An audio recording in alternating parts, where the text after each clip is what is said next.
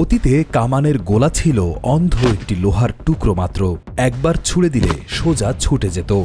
গতি বা লক্ষ্যবস্তুতে আঘাত করার ছিল না নিশ্চয়তা। কিন্তু বর্তমানে কামানের গোলাগুলো বেশ বুদ্ধিমান। আছে গতিপথ বদলানোর ক্ষমতা থেকে শুরু করে নিজে নিজে ওড়ার ক্ষমতা। 1000 কিলোমিটার পথ পাড়ি দিয়েও আঘাত করতে পারে লক্ষ্যবস্তুতে। আধুনিক কামানের গোলা বা মিসাইল আসলে এক ধরনের রকেট, যা একটি নির্দিষ্ট লক্ষ্যবস্তুতে আঘাত হানার জন্য ডিজাইন করা হয়েছে। এটি নিজে নিজেই উড়তে পারে এবং লক্ষ্যবস্তুর দিকে যেতে পারে। মিসাইলের মূল অংশগুলো হলো একটি ইঞ্জিন, জ্বালানি, একটি ওয়ারহেড যা বিস্ফোরিত হয় এবং একটি গাইডেন্স সিস্টেম। বেশিরভাগ মিসাইল রকেটের ইঞ্জিন ব্যবহার করে।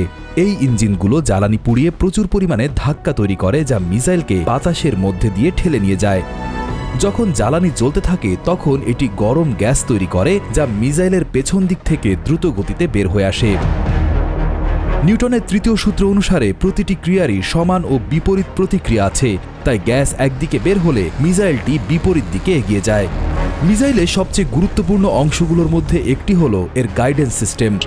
আমাদের ভিডিওগুলো মোহাম্মদ ইমরান দেখছেন কুষ্টিয়া থেকে, কুড়িগ্রাম থেকে দেখছেন আলিয়াম হোসেন, আল আমিন দেখছেন সিলেট থেকে, ঢাকা থেকে দেখছেন মোহাম্মদ মাসুদ, আলমগীর হোসেন দেখছেন নোয়াখালী লক্ষ্মীপুর থেকে। আপনি কোথা থেকে দেখছেন তা জানিয়ে দিন কমেন্ট বক্সে। আধুনিক ব্যালিস্টিক ক্ষেপণাস্ত্রগুলো গ্লোবাল পজিশনিং সিস্টেম বা জিপিএস ব্যবহার করে। যখন মিসাইল লক্ষ্যবস্তুর কাছাকাছি পৌঁছায় তখন এর ওয়ারহেড বিস্ফোরিত হয়। ওয়ারহেড হল মিসাইলের বিস্ফোরক অংশ, যা লক্ষ্যবস্তুকে ধ্বংস করে। ওয়ারহেডে থাকতে পারে পারমাণবিক বোমাও।